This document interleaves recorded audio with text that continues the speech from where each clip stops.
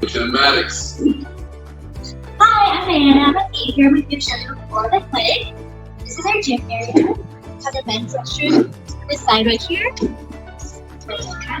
Yes. That's Nancy. We have your first station here for water treatment. We have the women's restroom right here. We have 3 rooms in the back. Again? Okay. We have 3 rooms in the back here. This one being our eval room. And what happens in this room? This is where Matt will either see a consultation or their first day visits for their evaluation. So we bring them back here. This is where Matt will see them, and then they'll come out here to just like exercise. Yep. Kind of like our gym area. These are some of where our weights are at. We have this set up for our camp here. Bar, hip machine, our barbell, chest press. This is where the aid stations are at for documenting. We have the back here. We have lockers here for people to put their stuff inside. We have our game ready in the H-wave machine here. And then here is where we put our bag and our sports-specific balls. For example, our trampoline, the books too. Could you explain what this is? Oh, the H-wave? Yes. So these are some of the modalities that we'll be using. So we have the game ready here. I call it our bougie ice pack because what it does is we put water and ice. We have these really nice sleeves for certain body parts, and then we'll wrap them here. Our H-wave uses electrical energy stimulation for one of the modalities that helps with pain modulation. Thank you. Our physio balls, trampolines, here's our little table here. We have also some equipment at the bottom here for their knees. And we have the light card here. And then we have a key table here. Here's Matt, one of the keys. Another art station, the soft squat, the extension flexion machine, our total gym. That's the gym is at. Let me show you his office. Oh, we have these small parallel bars here. And this will probably be used for what? We have a lot of patients do a lot of their balance exercise here. So the parallel bars helps with stability or if you need to grip. So this office. We have Cassie, she's our PTA, that's our office area. Snack section here. We have another table here for other PTAs or PTs. And then these are where his books are at. Extension of the gym or the men's restroom, right? Yes.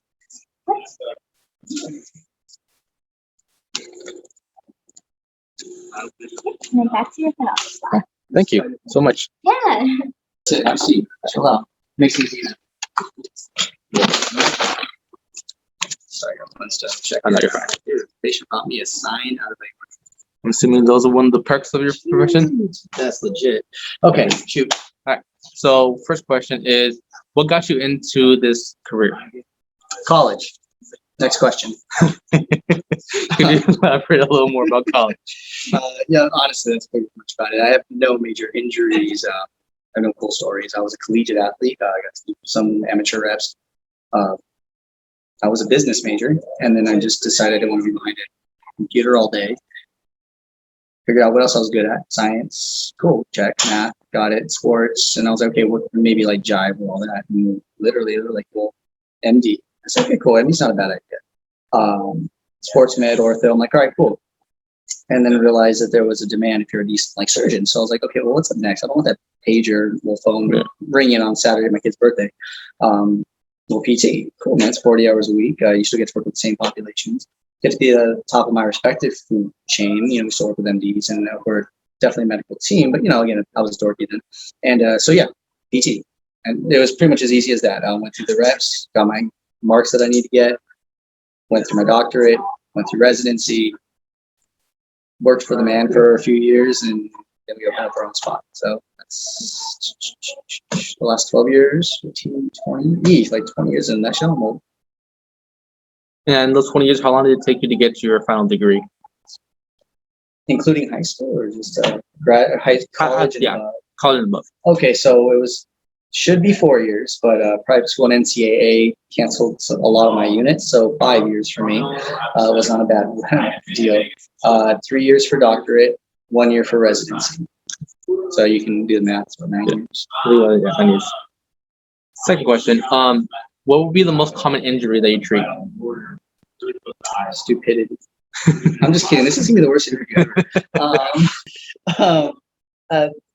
Statistically, I mean, it's a boring answer. Statistically, it's necks and low backs, followed by like knees and shoulders, and then you get hips and ankles, and I think it pretty much goes in that order. So it's kind of a right question. What would be the longest a patient has been with you? The longest a patient has been with me. Most of our patients. So I'm going to go on the good side and I'll go on the bad side. Let's say bad side. Good side is our patients don't stay here that long. We actually make a better name here by getting people better faster, and they come back with either other injuries or they bring back, Uncle Sam, whatever, their daughter. The longest someone stays with us is usually only for maintenance or for new injuries. This is, I guess, the bad side. And so, like even Cam, who you saw, might have got him in the videos working out. I'm going to plug him. He just signed with the Vikings. We're all pumped. At least for camp Wednesday. He's been here since high school. And so he finished his reps at Cal and now he's going pro. So that's what, sophomore year, 1, 2, 6 years. And so again, this is usually when we say longevity, how we get back. No one's here for like one reason that long. In fact, that's probably the definition of like really poor medical management. If there's anyone at the same place for a long time, because again, most of the things we can fix here, and this is even surgery I'm talking about, shouldn't be longer than like 6 months for a standard patient. That's the longest. Most general things we can usually knock out in 4 to 6 weeks, if not a few visits, if it's focused. Hope that answers it. Yeah. No, I think you did. Compared to other physical therapy sites, how would yours get different compared to others? Well, I mean, you took the tour, man. Mm-hmm. I mean, that's it. It sounds really funny, but believe it or not, that is the difference. So with these interviews and for your students, I think it's gigantic that not only is this, I know it's physical therapy, cool, I work with athletes, cool, and everyone's like, oh yeah, that's what I want to do. I want to work with athletes, orthopedic sports medicine, all right, great. It's not all that, especially because I own this clinic too. And that's why we took you guys from the front to the back. Yeah. It's psychology, it's vibe, it's colors, it's also skill set, it's how you develop. And so we're different from other clinics because they don't pay attention to that. It sounds really funny. They don't pay attention to that. And don't get me wrong, it's not all smoke and mirrors. We're very good at what we do, and we are always on our patients' backsides. That might be another difference too. And then we also know how to progress and have a facility to progress even the highest athlete. Gigantic difference. And so you have all those factors, and again, we're continually learning. We just finished our blood flow restriction certification. We have got our tape, and we've got throwing shoulder clinics coming up. We have, again, we're always learning, developing so that we're better for our patients. And again, it's not that other practitioners don't do that, it's how much do they implement it. And we are true to the word where every time a patient comes in, we assess them every time. And if they're better, we progress them every single time. And that's their program. It's not someone else's. It's not a cookie cutter. It's not what we do with 8 other people. It's their program based on that day. So that's one thing I've noticed from working in the system, call it a PT, where it's starting to fail at all levels. It sounds really funny. And I guess it's like a punch in the face. Sorry if any of your family members or practitioners, but it's a good challenge. I would hope someone would challenge me the same way. We are specific to our patients and we do it exactly as we need to. We treat them like our family. That's probably the biggest difference. People say they do it, but we legitimately do. If they're not getting better, we take it super personal. We're going to get to it now and figure this out now. But apart from that, so that's all the smoke and mirrors and stuff. There's our skill side, but then also it's the rapport building. So again, to get in this field, you have to take psychology, a good amount of psychology, as well as the physics and chemistry. And why would they do that? It's literally because you're working with people. And so the goal is to make sure that, again, even when you walk in, how we talk to the patients. If it's a pro athlete versus, 80-year-old Miss Smith, you can't approach it the same way. And then we dig into their life, find out about their kids. You got to figure out what makes them tick. How do we get this person back to life on all levels? And so again, when you attack it from all those directions I just talked about, which is in length, sorry, usually not a talker, you get what looks like a good, comprehensive, successful clinic, which we've been blessed to be able to do, like legitimately. We just grit and grind here, and God pretty much been pushing us up. We started in a small clinic, we doubled the size for a bigger clinic. We're going to be opening our second clinic, hopefully by the end of this year. It's going to be double this size, so 8,000 square feet, and with a grass area, so we can start doing throwing programs and running routes in concrete parking lot. And so, yeah, I think that's what would separate us. That's amazing. Let me see if Gloria had any questions. Gloria, can you hear me? Yes, I can hear you. Any other questions? I think you answered most of them. I really enjoy that you touched on kind of psychology and, getting in behind, other parts of what's, their injuries are and trying to help them, get motivated to do that. So I really like that. And I think Miguel asked you about your most common injury, and have you seen an increase in certain injuries during this COVID year, or less injuries? I like that. That's actually a really good question. So the first one that's brand new is we've got 3 patients that have been referred in for COVID recovery.